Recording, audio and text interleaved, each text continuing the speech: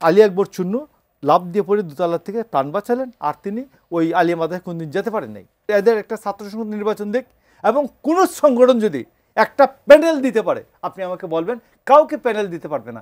এরা যখনই গায়ে গোতরে যৌবন প্রাপ্ত হয় তখন হয় হায়না, এর আগ পর্যন্ত ছাগলের মুখোশ পরে থাকে।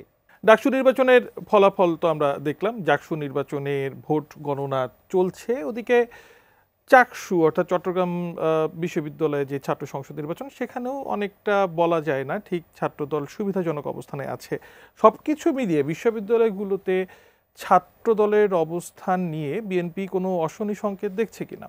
1/11 সময় থেকে জাতীয়তাবাদী ছাত্রদল একটা বিরূপ পরিবেশের মধ্য দিয়ে গিয়েছে, এবং জাতীয়তাবাদী ছাত্রদল বিশেষ করে 15 বছর জাতীয়তাবাদী ছাত্রদল বিশ্ববিদ্যালয়ের কোনো হলে জাতীয়তাবাদী ছাত্রদল থাকতে পারে নাই, এবং ওইখানে ছাত্রছাত্রীদের সাথে ছাত্রী হলেও থাকতে পারে নাই, এবং এদের সাথে যে ইন্টারাকশনটা ওটা ওভাবে হয়ে ওঠেনি। গেলে 2 নম্বর হচ্ছে, আপনি দেখবেন যে ঢাকা বিশ্ববিদ্যালয়ের ভিসি এর আগে আওয়ামী লীগ আমলে নতুন ভিসি হওয়ার পরে জাতীয়তাবাদী ছাত্রদল ভিসির সাথে অ্যাপয়েন্টমেন্ট করে দেখা করতে গিয়েছিলেন, ছাত্রলীগ তাদেরকে নীল খেতে সামনে সাপের মতো পিটিয়েছে। ঠিক একই সময়ে আজকে যারা ছাত্র ঐক্য জোট নামে করলেন, তাদের মেজর শিবির, ছাত্র শিবির, তারা ছাত্রলীগ নাম ধারণ করে তারা বিশ্ববিদ্যালয়ে অবস্থান করেছেন, হলে অবস্থান করেছেন, তাদের সাথে নৌকা স্লোগান দিয়েছেন, এবং তাদের সাথে মিলেমিশে রাজনীতিটা করেছেন। খুব যারা একটু অসহনীয় ল্যাঙ্গুয়েজ ইউজ করেন, যাই আমি এত না বলে আমি বললাম যে ছাত্রলীগের আস্তিনের নিচে, লুঙ্গি টুঙ্গি না বলে আস্তিনের নিচে একেবারে তারা আশ্রয় প্রশ্রয়ে বেড়ে উঠেছেন।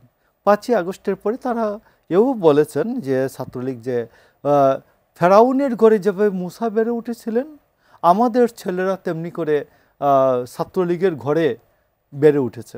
এটা এর কৌশল ছিল।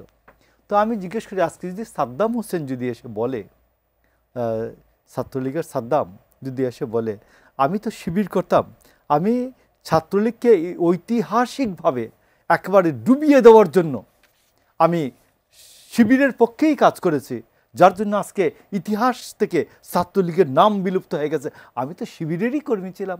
ঢাকা বিশ্ববিদ্যালয়ে আজকে যারা বলল যে সাধারণ ছাত্র নাম দিয়ে, ছাত্রদল যখনই বিশ্ববিদ্যালয়ের হলগুলিতে কমিটি করতে গিয়েছে, তখন তারা রাত্রিবেলা যে মব বেরিয়েছে, এদের মধ্যে দেখবেন ক্যান্ডিডেটও আছে এখন শিবিরের, যে তারা সাধারণ ছাত্র নাম দিয়ে বললো এই বিশ্ববিদ্যালয়ের হলে ছাত্রদলের কমিটি করতে দেওয়া যাবে না।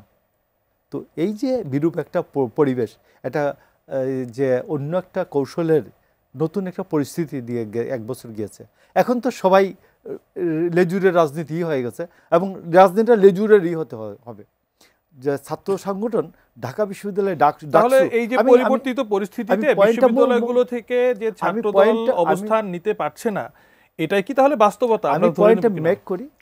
বিষয়টা হচ্ছে যে ঢাকা বিশ্ববিদ্যালয়ে ধরুন এই যে ছাত্র দল কোনো কমিটি করতে পারে নাই, এবং তারা ভিতরেই ছিল, ছাত্রলীগ নাম দিয়েছিল আগে।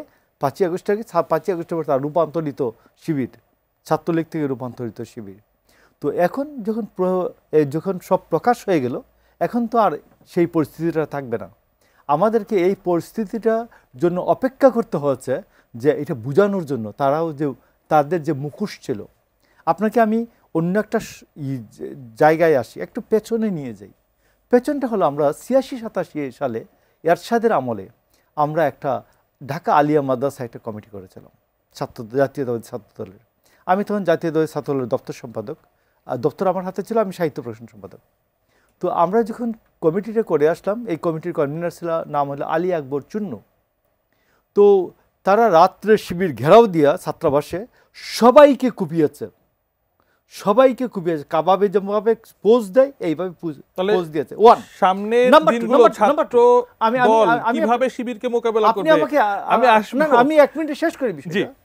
তারপরে ওইখানে যখন আলী আকবর চূর্ণ লাফ দিয়ে পড়ে দোতলা থেকে প্রাণ বাঁচালেন, আর তিনি ওই আলিয়া মাদ্রাসায় কোনদিন যেতে পারেন নাই।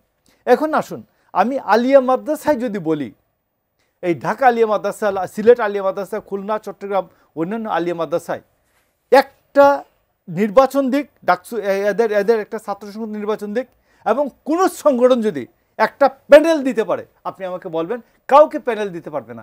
এখন ছাত্রলীগ যে ছাত্র শিবির ঢাকা বিশ্ববিদ্যালয়ে যে ভালো ব্যবহারের মুখোশটি দেখায়, এটা হচ্ছে হায়েনার বাচ্চা ছাগলের মুখোশ পরে মেয়ে মেয়ে করছে, আর সবাই আদরে পিঠ বুলিয়ে দিচ্ছে। আসলে হচ্ছে এটা যে এরা যখনই গায়ে গোতরে যৌবন প্রাপ্ত হয় তখন হয় হায়েনা, এর আগ পর্যন্ত ছাগলের মুখোশ পরে থাকে।